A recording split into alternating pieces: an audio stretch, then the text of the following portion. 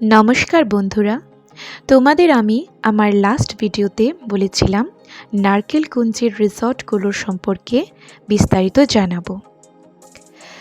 আমরা যখন নারকেলকুঞ্জে গিয়েছিলাম তখন ছিল নিউ ইয়ার সিজন।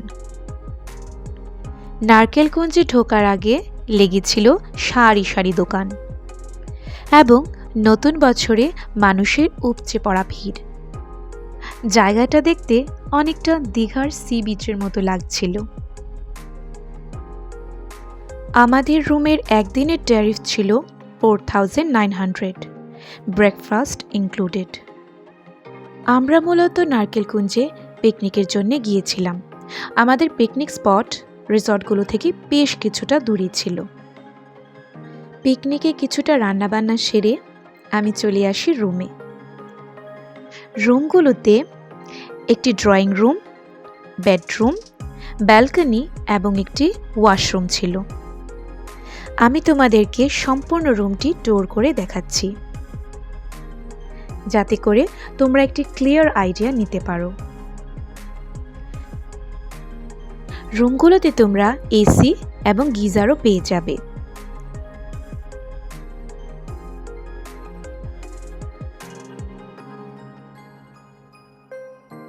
আমাদের রুম নাম্বার ছিল 202।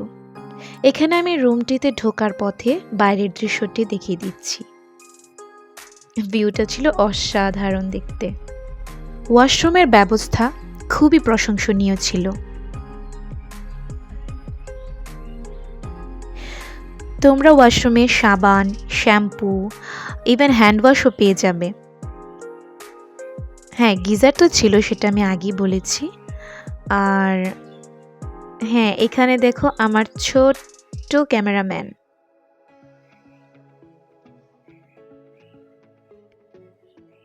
শ্যাম্পু, হ্যান্ড ওয়াশ, কন্ডিশনার সব কিছুর কোয়ালিটি প্রিমিয়াম ছিল। তোমরা সেখানে comb, even hand cream, brush, even দেখো সুই সুতাও পেয়ে যাবে। টয়লেটারিজ প্রোডাক্টগুলো খুবই প্রশংসনীয় ছিল। বিকেলবেলায় সবাই তখন পিকনিক স্পটে, আমি তখন রুমে একা। পরন্ত বিকেলে সানসেট ভিউ নিচ্ছিলাম।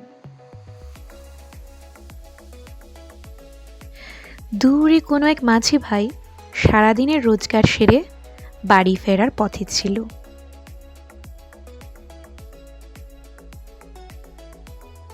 এখন আমরা দেখতে পাচ্ছি রিসর্টের বাইরের ভিউ। গার্ডেনটি খুবই সুন্দর করে সাজানো।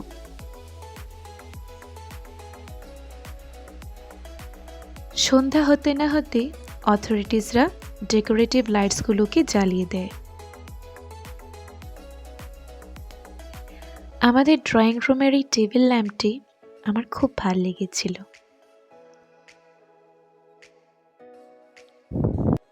রুমের কালার কম্বিনেশন বেশ দেখার মতো। আমার সাথে ছিল আমার হাজবেন্ডের কলিগের ওয়াইফ আর ওনার ছোট্ট বেবি।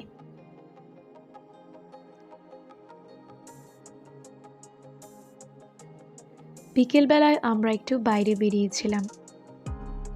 সবগুলো বোট তখন ধীরে ধীরে পাড়ে চলে আসছিল। আর সেদিন ভিড়ের কথা তো বলে লাভই নেই।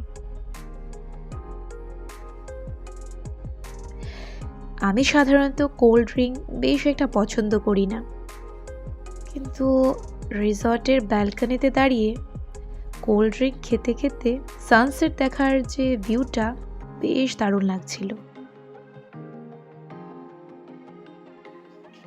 তোমরা যদি একটি সুন্দর দিন উপভোগ করতে চাও তাহলে নিশ্চয়ই নারকেলকুঞ্জে গিয়ে একদিন থেকে আসো।